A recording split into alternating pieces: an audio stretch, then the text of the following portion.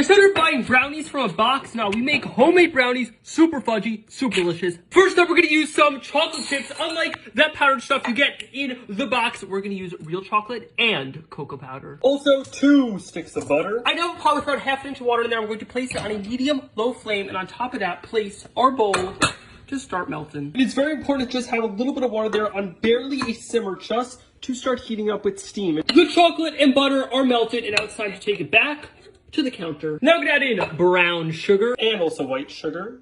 And stir until fully combined.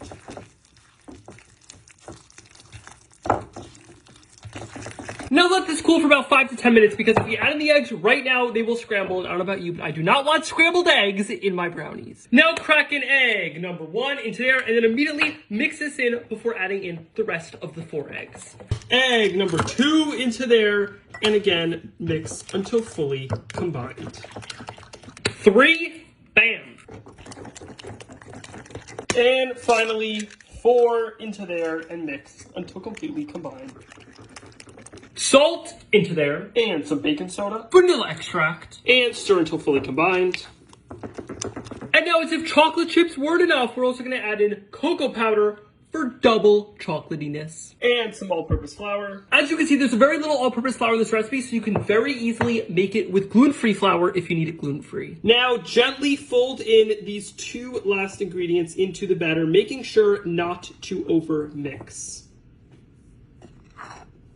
Around the sides, in through the middle. Around the sides, in through the middle. It's done! Look at that brownie batter. Oh my god, it looks heavenly. I have a 9x13 baking dish that I sprayed with vegetable oil and also placed in a piece of parchment paper, which is hanging over the sides. And now into this, let's pour that luscious batter into there.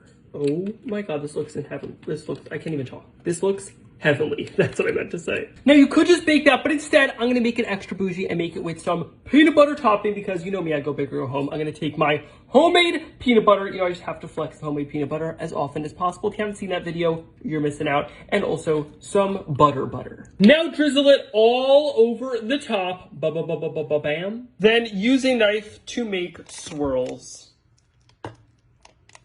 Now pop it into the oven at 350 degrees Fahrenheit to bake for 40 minutes. They're done. The kitchen smells incredible. Look at that. Now transfer it out onto a cutting board. All right, let's give it a try. Look at how fudgy that looks. Oh my god. While that is insanely delicious, it is so rich, so decadent, super chocolatey, and has that beautiful peanut butter on top. It all comes together to be a delicious brownie. The recipe is at eitanbernath.com. You have got to try this. I promise you, you'll never go back to the box stuff. So good.